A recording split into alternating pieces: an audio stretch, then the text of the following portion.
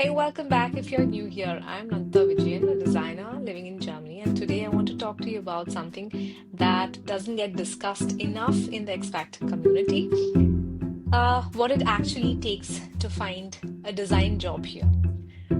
This is one of the most common questions that I've got through LinkedIn and on Instagram.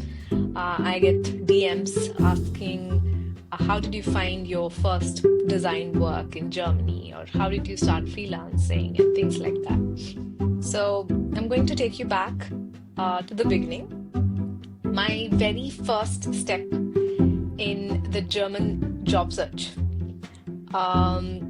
It actually started off like this. So I basically knocked on my neighbor's door, and he was a German.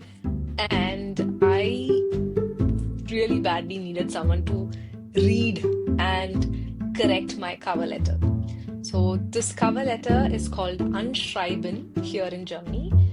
And back then, I remember I really didn't know many words, what I've written. I've just written in English, translated it in German, and kind of got it corrected in translator, but I didn't really have someone to correct me, to go through that cover letter and just kind of correct me. So that was my starting point. No coaching agency, no professional help, just a kind neighbor and a cup of tea. So looking back, that moment captures everything. I was completely new, completely lost, and learning as I went. So I was just keeping on learning and learning and learning every single time. So that was how it was. But I did eventually figure it out. And today I want to share the 3 biggest lessons from that journey. So lesson number 1, your application documents matter more than you think. So in Germany, your Bewerbungsunterlage, that's your full application package, is taken very seriously. So it basically has a CV, which is Lebenslauf, cover letter, which is Anschreiben, and you basically also need a very good photograph. So a cover letter, a CV that work in another country might actually look entirely different when you're here in Germany. So the format is different, or probably the way or the expectation from what a CV should be carrying, or how that Lebenslauf should look like, would be different here in Germany when compared to some other country. So that's something which you need to keep in mind. The tone is different, the structure is different, so that's what you need to remember. And even the photo requirement should be really done well. So it shouldn't be like some kind of a random photograph taken somewhere here and there. Take a very good quality photo. If possible, go to a studio. I remember doing this initially. Yeah, my first Lebenslauf photo was also taken in the studio. And recently also I had a proper portfolio photo which was taken from the studio. So that's something which you need to keep in mind. Photo requirement is very, very important. What I didn't know at that time is that Agentur für Arbeit. So Agentur für Arbeit, which is the German employment agency, can refer you to a place that help with this exactly. So one of them is a coaching center called Tertia, which I had gone long back. So that is one area or one coaching agency you can refer to. They offer group sessions and one-on-one coaching focused on helping you write better documents and understand what employers here are looking for, and even do professional photo shoot for your application photo. I had no idea these resources existed until someone mentioned them to me. So if you are new here, please go to your local Agentur für Arbeit and ask specifically whether you can be referred to a Bewerbungs coaching program or not. Don't just take the standard advice, just please ask All right, lesson number 2. B2 German is not optional. So I know this one stings but for design roles in Germany, particularly in agencies or mid to large companies, B2 is essentially the baseline. So you need to be able to communicate with clients, colleagues, and brief teams in German. So B2 is important. It took me around 2 years to get from A1 to B2 level. Language schools here typically offer courses in 4-month blocks from A1 all the way through B2. So if you are at the beginning, plan for a 2-year language journey alongside everything else. It's a long road, but it's really worth it. Trust me, you will feel more confident when you actually speak in German. This could be one thing or one story that I can actually tell you later on, maybe in another video. My experience in Germany, not knowing German, and my experience in Germany knowing German. So this could be something which I can tell you in a later video. Now, lesson number 3.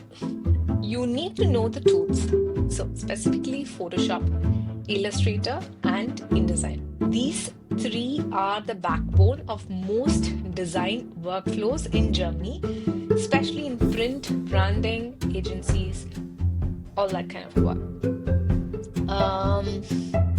Employers expect proficiency, not just familiarity.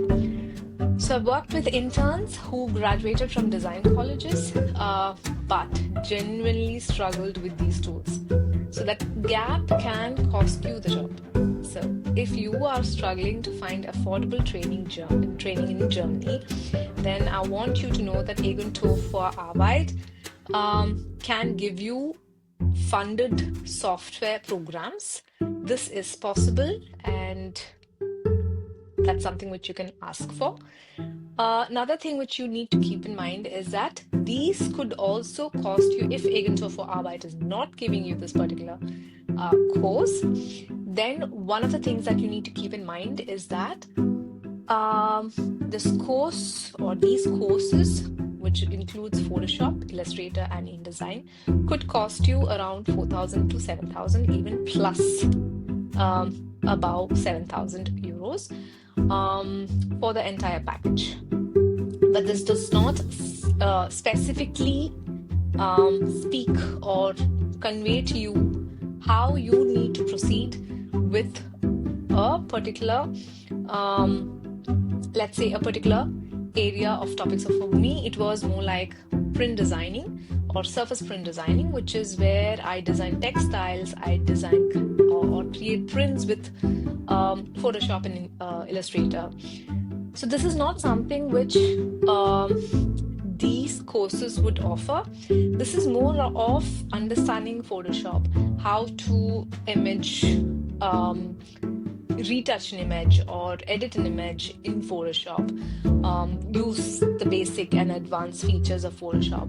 This could be such things, but it does not cater to the exact step-by-step process that involves in textile design or surface panel design. So this is one thing which you need to keep in mind when you're actually choosing your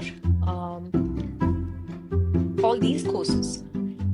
So for me, this was one thing which I was finding it difficult because I was not getting the same content that I wished to learn. 2, it was pretty expensive. 3, Agentur für Arbeit was not funding it for me. So I had to find another way to figure out and really just kind of learn these tools. I had to actually go and pay extra, or not as much, but actually, try and figure out on internet, try doing things by myself. Research works included. A lot of time went for all of that. So I have put basically all of my knowledge that is gained in the last 5-6 years into a course so that it can be available for you in a very much affordable price. I wanted to bring my expertise, my knowledge into a course, and I wanted to bring this to you to a more affordable price to the market so that students, stay-at-home mothers, designers, um, like anyone who is career changers, anyone who would really like to just kind of get started with the knowledge, with the understanding of these tools, all of those things, I want to just kind of bring that into one, like help them with that one particular course. So this was my idea, and I'm actually building it right now. And so if you're struggling to find an affordable training in Germany, because I know that Arbeit funding for software course can be limited and sometimes competitive. I'm building this course. The first 100 people to sign up will get in at that price. Link is in the description below. Yeah, so I hope this could have solved many questions that you have been asking me, especially related to job finding. If you would like to know anything else, please let me know. Related to job hunt in Germany, related to courses or processes that you need for designing textiles, or working in Germany, working with tools like Adobe, Photoshop, Illustrator, InDesign. Any of these questions I would love to answer.